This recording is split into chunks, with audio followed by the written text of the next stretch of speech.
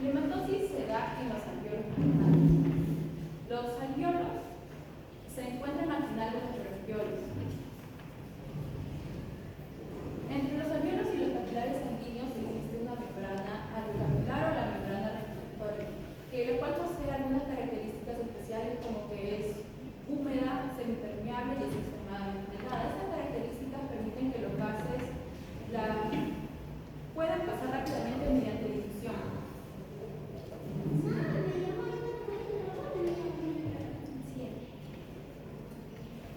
El intercambio gaseoso ocurre por un proceso llamado difusión, que es el que los gases se mueven desde una zona de presión parcial alta hacia una zona donde hay menor presión parcial. El oxígeno pasa de la alveola a la sangre de los tejidos, es decir, la presión parcial del oxígeno es mayor en los alveolos. Luego el oxígeno pasa por la membrana alveolar hacia la sangre y luego es llevado todo este oxígeno hacia todos los tejidos del cuerpo. El dióxido de carbono tiene un recorrido contrario, ya que va desde los tejidos a la sangre del alveolo, y este gas es eliminado en la ventilación. En condiciones normales, las presiones parciales del oxígeno es de 95 milímetros de mercurio y la del dióxido de carbono de 40 milímetros de mercurio. Ahora le doy el paso. Bueno, gracias compañeros. Mi nombre es William Villarreal Rondán y a mí me ha tocado hablar sobre las leyes físicas para entender un poco más cómo el oxígeno y el dióxido, por ejemplo, el oxígeno ingresa a nuestro cuerpo y el dióxido de carbono lo expulsamos. Para esto hay una ley que se utiliza para ver todo ese proceso y se llama la ley de Fick. La ley de Fick, como ya dije, nos ayuda a ver este cambio de solutos entre gradientes. Por ejemplo, esta ley pasa por un transporte pasivo. ¿Qué quiere decir eso? Que pasa de una zona de mayor concentración a una zona de menor concentración. Por ejemplo, en los alveolos hay gran cantidad de oxígeno. Entonces, ese oxígeno va a pasar hacia los capilares porque en los capilares hay una poca concentración de oxígeno. Y inversamente sería para que el dióxido de carbono salga de los capilares, de toda la sangre desoxigenada que trajo de todos los sistemas, para que lo expulse. Entonces, acá está la fórmula. La A significa el área de superficie de intercambio. El área son como la cantidad de alveolos que tenemos nosotros, y cuando hay una gran cantidad de alveolos ayuda a que aumente la velocidad de difusión. Ahora, la constante de difusión, que es parte de la fórmula. Esto ayuda si es que los gases son más solubles y livianos, ayuda a que también se pase más rápido o que haya una mayor velocidad de difusión. Luego está la diferencia entre presiones parciales. Para que la diferencia de presiones parciales sea positivo, tiene que la primera presión parcial debe tender a ser mayor a la segunda presión parcial para que sea positivo, y así la velocidad de difusión siga siendo positivo. Ahora, estos tres que acabo de decir son directamente proporcionales a la velocidad de difusión. En cambio, la última, que es el grosor de la membrana, es inversamente proporcional. ¿Qué quiere decir eso? Que si es que es más grueso el capilar, o por ejemplo podría haber una trombosis y en los capilares se hace más grueso, o se hace más grueso, hace que la velocidad de difusión pase más lento y no tenga una buena circulación, una buena difusión. Por favor. Claro, ese es un buen ejemplo, ¿no? Ese es un buen ejemplo. Es lo que pasaba en los pacientes que tenían las formas más severas de COVID, ¿no? Que se formaban microtrombos a nivel alveolar, lo que hacía que la pared del vaso sanguíneo se vuelva más gruesa. Obviamente, al tener una pared más gruesa, el intercambio de gases iba a ser mínimo, no llegaba a la cantidad adecuada de oxígeno y por eso el paciente pues tenía una saturación de oxígeno que empezaba a bajar debajo del 95, debajo del 90, con ya valores pues incompatibles casi con la vida. Exacto. ¿Ya? Okay. Bueno, acá está como que el pequeño resumen de que la gradiente positiva, que va de una zona donde hay mayor concentración, pasa a la membrana para que llegue a una zona de menor concentración. Como ya dije, este cambio tiene que ser positivo para que la velocidad sea también positiva. Ahora, bueno, acá está todo lo que expliqué anteriormente, que, por ejemplo, los tres primeros, si tienen aumentado, hay más área, como dije, hay una gran cantidad de área o de alveolos para que ingrese el oxígeno y eso haga que pase a los capilares, va a haber un aumento de la velocidad. ¿Y cuál es el área aproximada de un adulto promedio? ¿Cuál es el área total de los alveolos? ¿Se acuerdan? Me parece que hemos visto ahora también en la teoría temprana. ¿Alguien del grupo jóvenes? ¿Cuál es el área total que representan los alveolos pulmonares en un adulto? Sano, obviamente, un adulto sano, promedio. Si extendemos todos los alveolos, ¿qué área tendremos aproximadamente?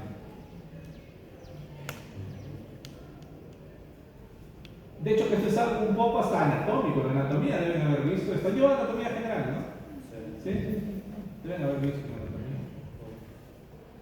Bueno. Una idea, láncese. Siempre es preferible opinar y decir algo que no decir nada. Si no digo nada, porque no tengo la más absoluta idea. ¿Cómo se mide un área?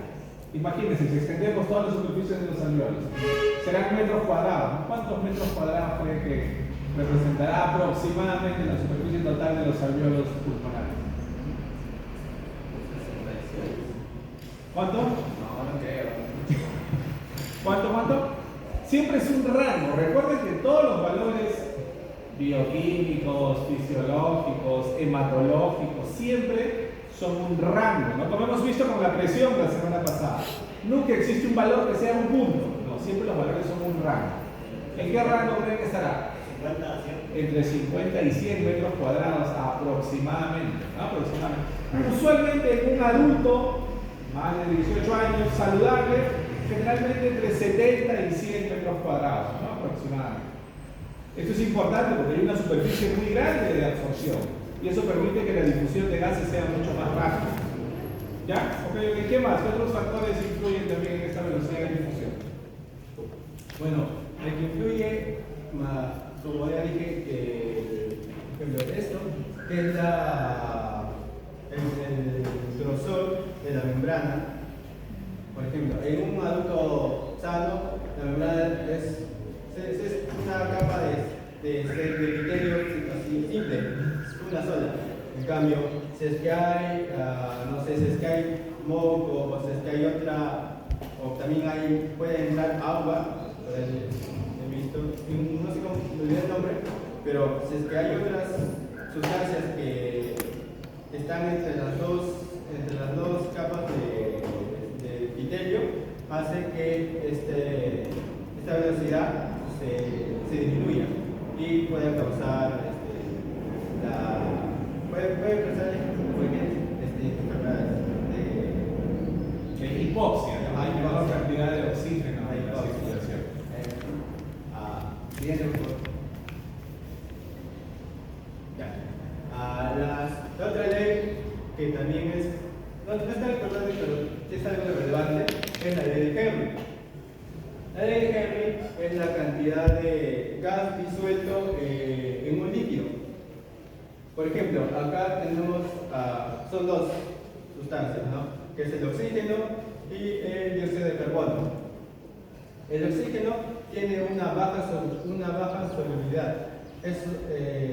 Como no es tan soluble, necesita un transportador que le ayude. Y ese transportador es de hemoglobina para que le ayude como su mismo nombre dice, a que le ayude como su medio de transporte. En cambio, el dióxido de carbono sí tiene alta solubilidad. Entonces, eso quiere decir que no necesita de un transportador, sino que se puede disolverse en el plasma y puede salir fácilmente. ¿Cómo se llama esa enzima que facilita la difusión del CO2 en la sangre? ¿Ah? ¿Cómo se llama? Hay una enzima, ¿se acuerdan? Que facilita que esté disuelto el CO2 y ya en la sangre. ¿Ah? Anhidrasa carbónica, ¿no? La enzima anhidrasa carbónica, ¿ok? Que va a catalizar la reacción en ambos sentidos. ¿Ya? ¿Ok? Siguiente, por favor. Bueno, acá está una tabla general de las presiones parciales del oxígeno y el dióxido de carbono. Como dije, entra a los alvéolos el oxígeno 104 milímetros por mercurio y el dióxido de carbono 40. Entonces lo que entra. Entonces, a los capilares llega 40 milímetros de mercurio de oxígeno y 45 miligramos de mercurio de dióxido de carbono. Entonces, al momento de unir, hacer esta difusión, hace que el dióxido de carbono se disminuya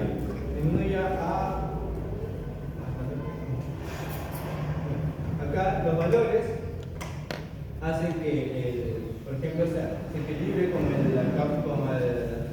capilar pulmonar a la hora de que entre el oxígeno a los alvéolos y en la sangre arterizada es casi similar. ¿Para que, como de vuelta dije, para que tenga un equilibrio y no genere, como dice, tóxico? Claro, más allá de recordar el valor específico de cada presión, lo que importa es entender que por la diferencia va a depender de eso hacia dónde se mueve el oxígeno o el CO2, ¿no? En qué sentido se mueve, como he explicado previamente. ¿No? Eso es lo que importa. Creo que sí lo entendí. Bueno, ahora le paso a mi compañero que le va a seguir explicando. Bueno, Estados Unidos, me presento, mi nombre es Ignacio Medina Castellera. Yo voy a hablar de lo que es sobre los mecanismos de transporte de gases en la sangre. Estos mecanismos lo que van a hacer es transportar la sangre, el oxígeno de los alvéolos a la sangre, a través de la sangre transportar ese oxígeno de la sangre a los tejidos y de los tejidos el dióxido de carbono a la sangre y viceversa. Entre los diferentes tipos de transporte tenemos el transporte de oxígeno, el transporte de la sangre de los poros principales. Su principal forma de transporte del oxígeno debería ser lo que es la proteína llamada hemoglobina. Esta proteína está compuesta por 4 cadenas, 2 cadenas de tipo alfa y 2 cadenas de tipo beta. Hablemos un poco más sobre este tipo de proteína. Este tipo de proteína es la encargada de transportar positivamente el oxígeno a través de la sangre hacia los tejidos. Hay diferentes factores que pueden afectar esta actividad. Entre ellos está el efecto Bohr. ¿Qué es el efecto Bohr? El efecto Bohr indica que a mayor presión, mayor oximoglobina, mayor concentración de oximoglobina va a haber en la sangre. ¿Qué es la oximoglobina? La proteína de la hemoglobina unida con la molécula de oxígeno. Sin embargo, hay algo curioso con esta proteína, y es que, si bien es cierto que cuenta con 4 cadenas, por lo tanto, en otras palabras, se podría entender que son 400 para las 4 moléculas de oxígeno. Sin embargo, cuando se ubican, o bueno, cuando se ocupan ciertos asientos, o bueno, cuando los oxígenos ocupan ciertas cadenas y dejan, por ejemplo, una libre, esta proteína se vuelve carga, se vuelve rígida, haciendo que no acepte más proteínas a pesar de que tenga más espacio para transportar las proteínas que están en la sangre. Entonces, al ser una proteína rígida, el efecto entra en vigor. A mayor presión del oxígeno en la sangre, a mayor presión del oxígeno en la sangre, mayor concentración de oxígeno, obliga a esta proteína, aunque no quiera recibir más oxígeno, obliga a esta proteína a recibir oxígeno, es el único punto de oxígeno que necesita para llegar, o para ocupar las 4 cadenas. Entonces, una vez esta proteína ha ocupado sus 4 cadenas, la proteína, de demasiado rígida, pasa a una proteína más libre, más abierta, haciendo que esta proteína termine por transportar más oxígeno a través de toda la sangre. El mecanismo vigente, primero transportar los datos. Pero no ha hablado de los otros factores. La temperatura, el pH. Estos factores deben ser la temperatura. La temperatura lo que afecta es el compuesto terciario de el compuesto terciario de la proteína de la hemoglobina, haciendo que esta pierda su actividad a la estructura de moléculas de oxígeno. Otro factor debería ser el factor 2,3 glicosmo-glicerado, que es un metabolito de la glucólisis. Como sabemos, la glucólisis ocupa oxígeno o gasta oxígeno para hacer todos sus procesos metabólicos, haciendo que sea más exigente todo este proceso.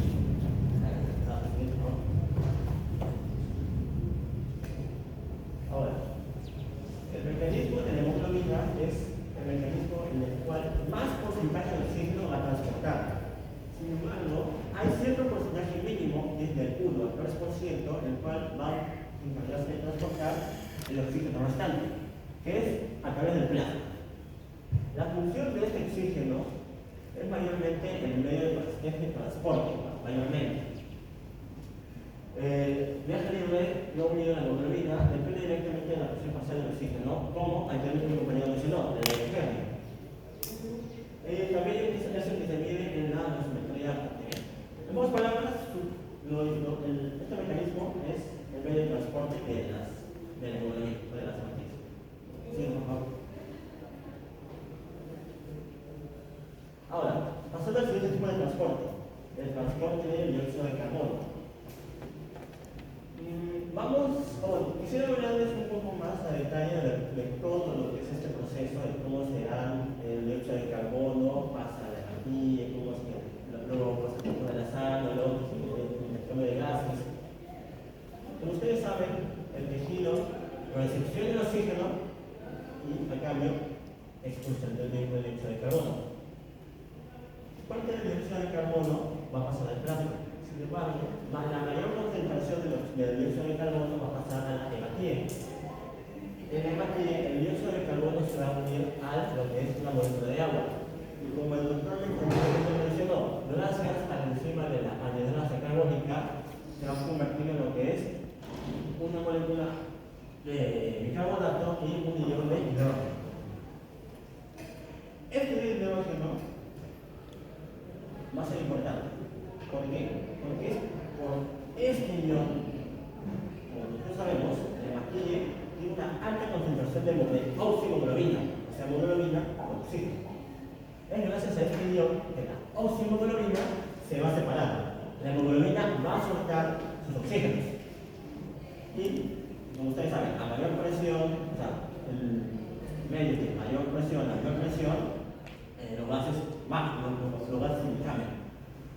Como la concentración de oxígeno es mayor, recordemos que es el 97%, 99%, el oxígeno va a pasar al tejido. Y el dióxido de carbono viceversa a la hematía. Entonces, como la hemoglobina ha soltado su oxígeno, la hemoglobina queda suelta. Y esta hemoglobina llega a tener afinidad con el ion de hidrógeno, formando lo que es la desoxihemoglobina. Sin embargo, hay veces en las que, como dijimos, la hemoglobina llega a ser un poco terca. Entonces, hay veces en las que digo, no quiero con el ion de hidrógeno. No lo quiero. Entonces, ¿con quién termina emparejándose? Recordemos que el tejido expulsa una gran cantidad de dióxido de carbono. Entonces, ¿con quién le queda la hemoglobina? Con el dióxido de carbono. Entonces, la hemoglobina decide saltarse, la hemoglobina junto al dióxido de carbono termina formando lo que es el carboaminohemoglobina, carboaminohemoglobina. Y eso viene a ser lo que es el valor 20.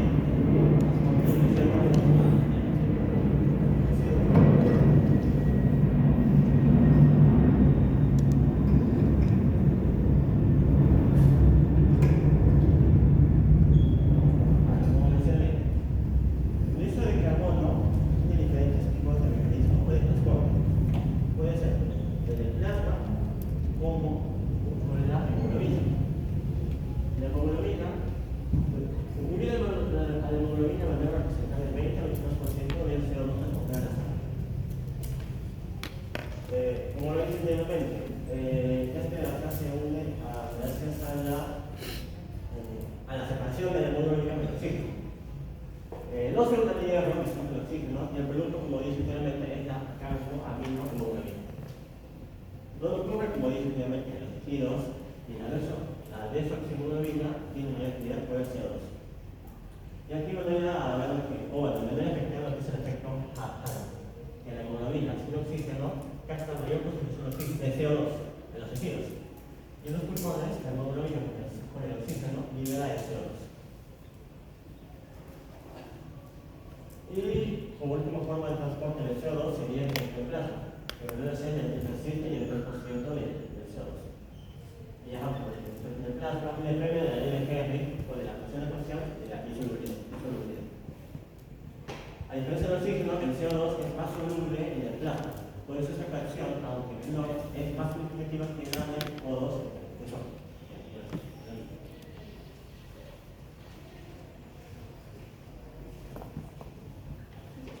Buenos días, profesor, buenos días, compañeros. Mi nombre es Lucía Rodríguez y voy a hablar acerca de las patologías respiratorias obstructivas y restrictivas. Este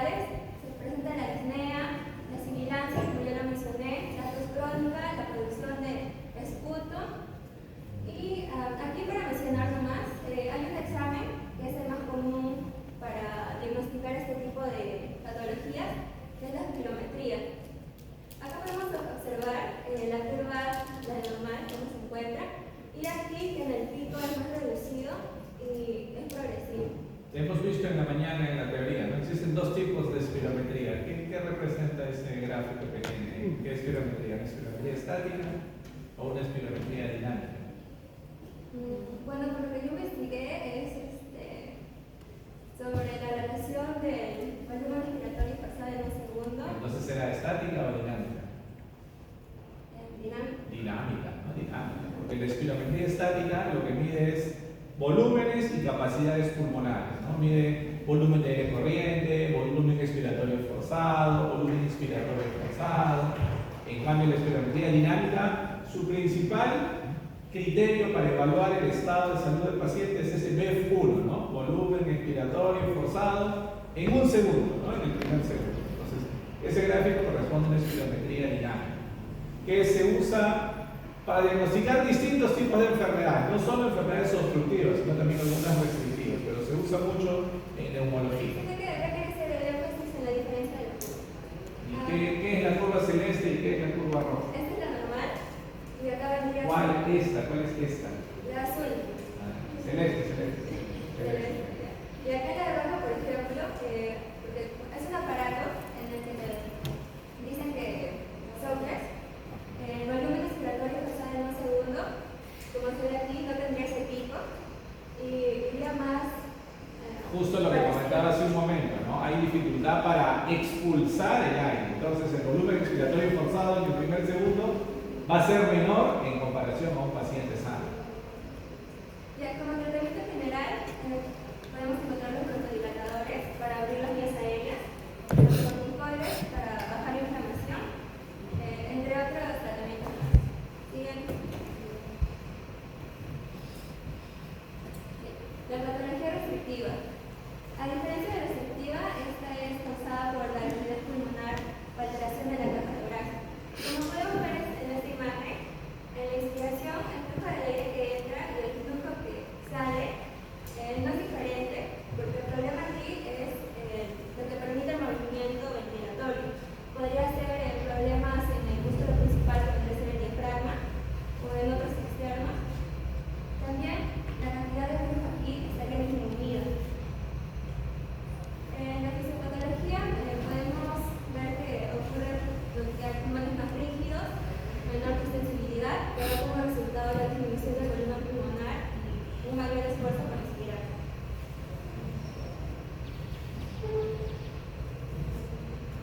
Encontramos también aquí dos ejemplos, como la fibrosis pulmonar, donde el tejido se vuelve duro y cicatrizado, y esto dificulta la expansión del pulmón. También podemos encontrar las enfermedades neuromusculares que afectan a los músculos o nervios respiratorios.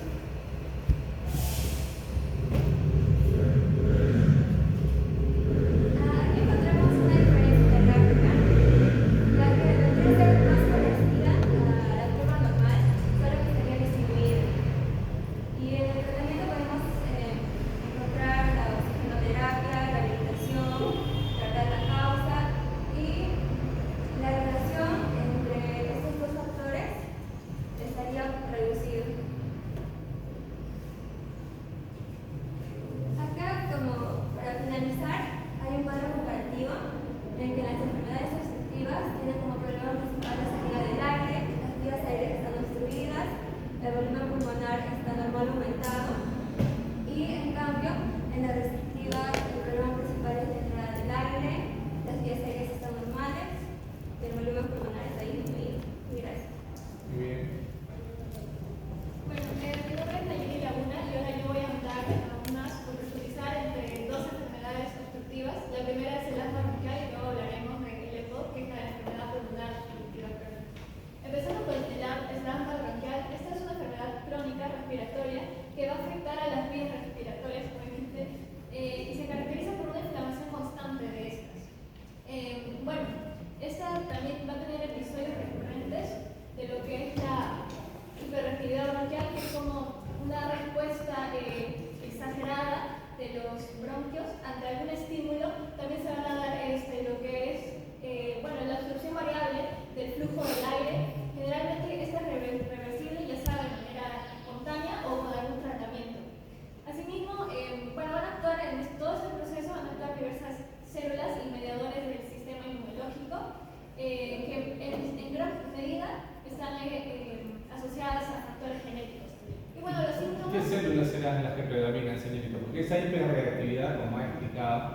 tiene que ver con una respuesta exagerada frente a antígenos ambientales que a un paciente sano no le produce nada, ¿no? No le produce nada. Imagínense, de repente entramos al laboratorio un día y están pintando. Los que somos sanos entramos y no pasa nada, pero de repente entra alguien que tiene asma moderado, severo, persistente, empieza a toser, empieza a producir moco y le genera un cuadro de broncoespasmo. Ese olor intenso, esas pequeñas partículas de pintura ingresan a la vía respiratoria y ¿qué van a producir? ¿Qué células se van a liberar para que genere esta reacción? Se van a liberar anticuerpos, los IgE, que están Por eso son anticuerpos. ¿Sí? Eso es en el mediano y largo plazo, pero en el momento, en la primera línea. Esos anticuerpos se unen a esas células y se van a degradar liberando. Eso es como que una respuesta intermedia, ¿no? ¿Cuál es la primera respuesta frente a un antígeno que trata de ingresar a nuestro cuerpo?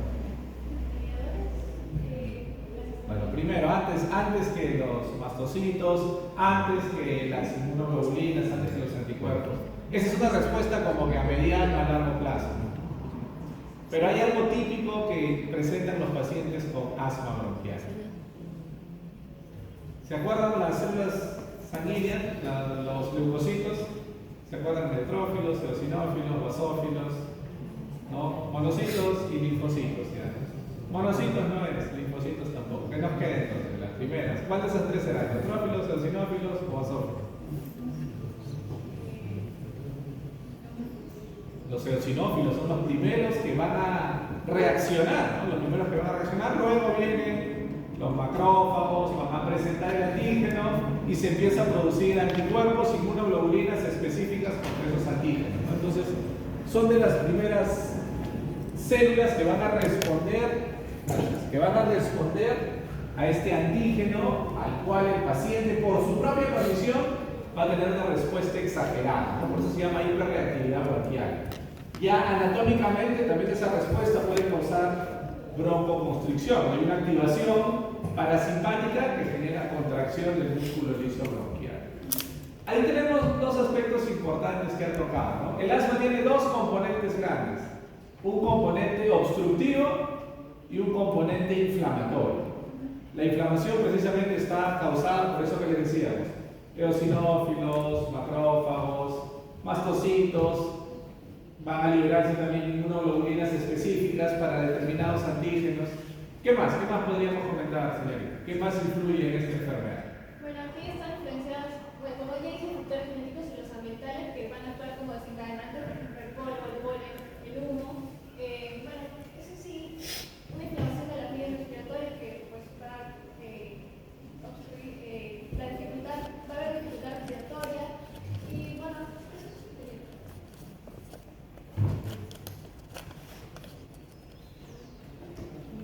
Bueno, hablando de la fisiopatología del asma bronquial, en sí, la fisiopatología del asma se basa en una respuesta exagerada ante desencadenantes ambientales, como los ya mencionados, y sobre todo se da en personas que ya han sido sensibilizadas anteriormente, es decir, que algún antígeno, algún alérgeno entró a su cuerpo y como que el sistema inmunitario ya sabe, ya reconoce a este desencadenante, por lo tanto ya tiene como que una memoria ante si es que este alérgeno vuelve a ingresar a su organismo. Bueno, el proceso se podría abarcar en dos fases, la fase temprana y la fase tardía. Bueno, la fase temprana va a iniciar cuando el individuo se pone en exposición o se expone a algún alérgeno. Al suceder esto, bueno, en ese tipo de pacientes lo que ya ha habido es que previamente su sistema inmunitario ya ha segregado lo que son los anticuerpos, los IgE, que se van a unir a la superficie de los mastocitos y cuando ocurre la segunda vez que este paciente se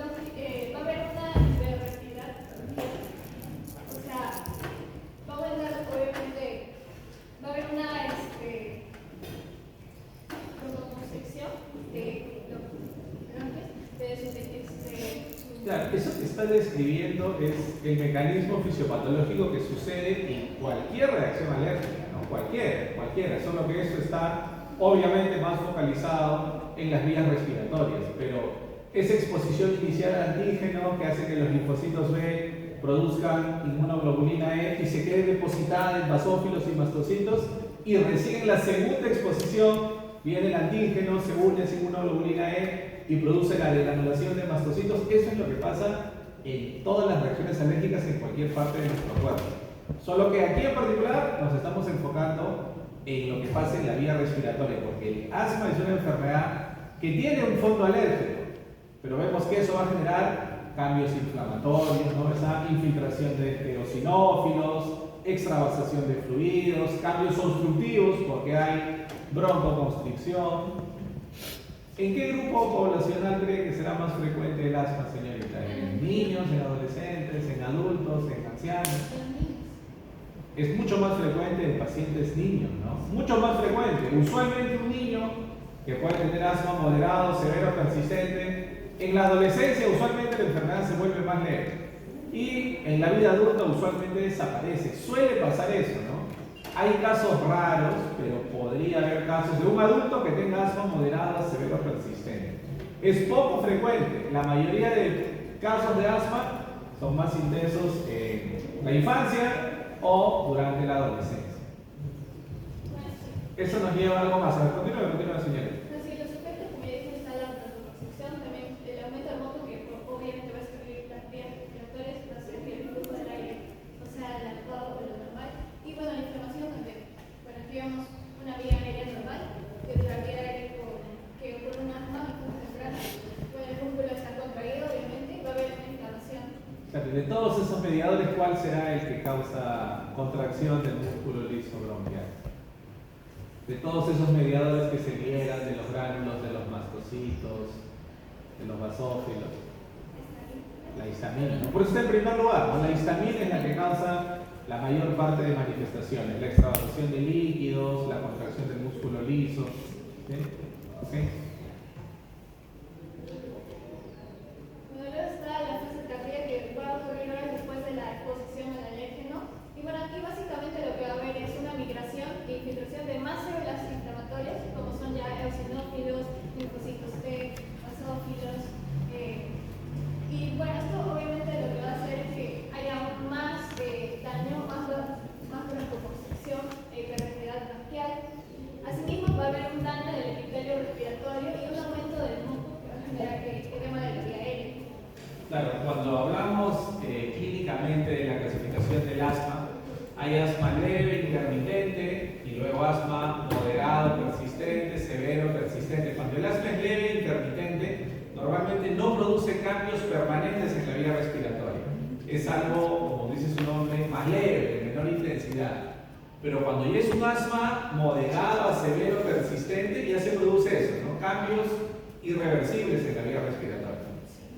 Bueno, en ese proceso también se incluye lo que es el linfocito TH2, que va a liberar interleucinas, específicamente interleucinas IL4, IL5 y IL13.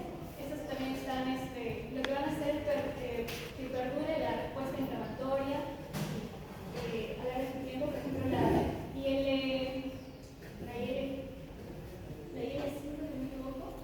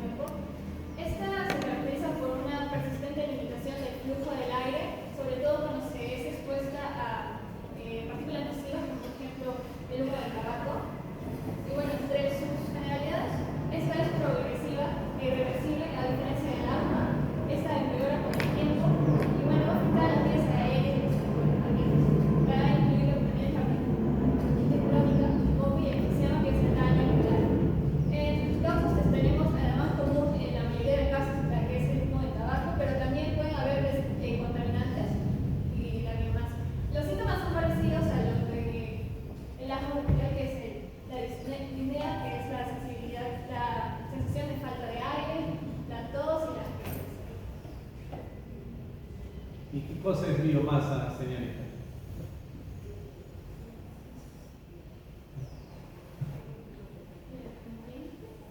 ¿Qué será biomasa?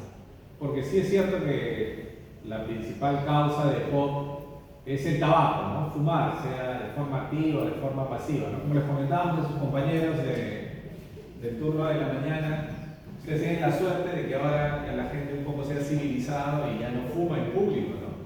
Pero hace 20 o 30 años era normal que ustedes suban al micro, se sentaban en el bus y a su costado había alguien fumando, ¿no?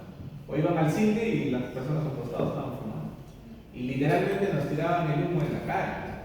Entonces, eso felizmente ya no sucede, ya no es algo frecuente. Pero sigue siendo la principal causa de EPOC el humo del tabaco, no sea como fumador activo o como fumador pasivo. ¿A qué se referirá la combustión de biomasa? ¿Qué significará combustión de biomasa? ¿Qué cosas se combustionan? ¿Para qué nos podrá servir? Es lo que estamos viviendo en el mundo actual. ¿Cómo? Ya, pero ¿qué podría causar esa contaminación?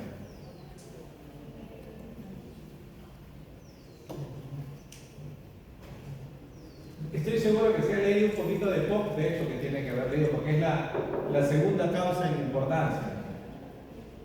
Biomasa, por ejemplo, usted ha visto cuando en algunos lugares, en el entorno agrícola, en la sierra, en algunos lugares de la selva, cocinan con leña. Entonces, cuando uno hace la combustión de esa leña o cuando uno maneja un carro a petróleo, a gasolina, toda esa biomasa genera contaminación y ese humo que se produce como resultado de la combustión de biomasa genera destrucción de alvéolos, inflamación persistente.